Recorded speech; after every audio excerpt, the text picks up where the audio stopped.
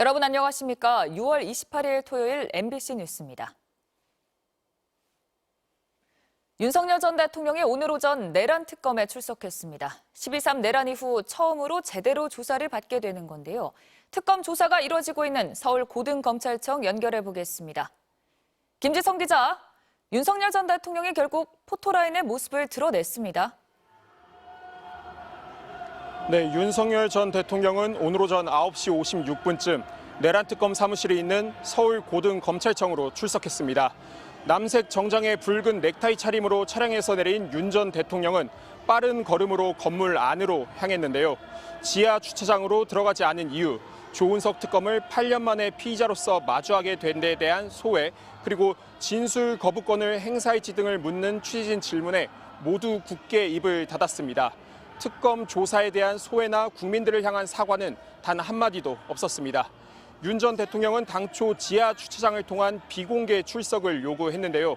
특검은 전직 대통령들도 모두 포토라인에 섰다며 윤 전 대통령에게만 특혜를 줄 수 없다고 못 박았고 지하 주차장 출입구를 모두 막아뒀습니다.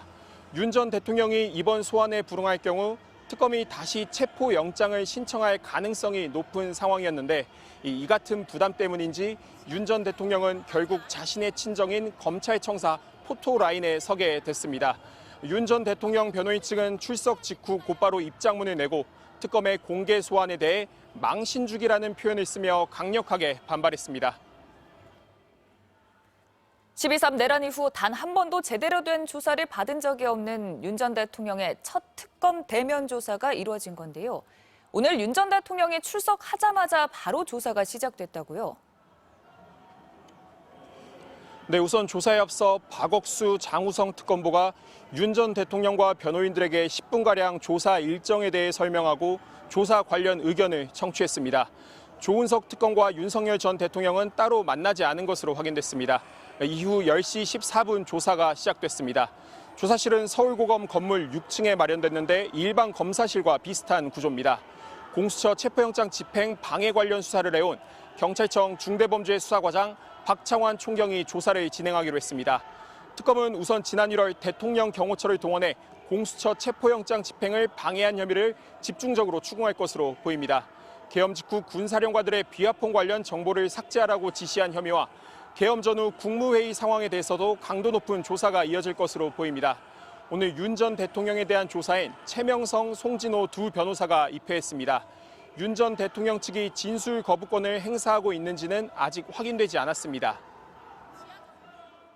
오늘 조사는 언제쯤 마무리될 것으로 예상됩니까? 야간까지 이어질 가능성도 있을까요? 네, 조사가 장시간 이뤄질 가능성도 배제할 수는 없습니다. 박지영 내란 특검 특검보는 이 국회 계엄 해제 의결 의사 방해나 외환 관련 조사도 이뤄질 수 있다고 밝혔는데요. 다만 심야 조사를 위해선 윤 전 대통령 측의 동의가 필요하기 때문에 이 상황을 지켜봐야 합니다. 특검은 윤 전 대통령 측이 동의만 한다면 이 심야 조사를 진행할 계획입니다. 지금까지 내란 특검 사무실이 마련된 서울 고등검찰청에서 MBC 뉴스 김지성입니다.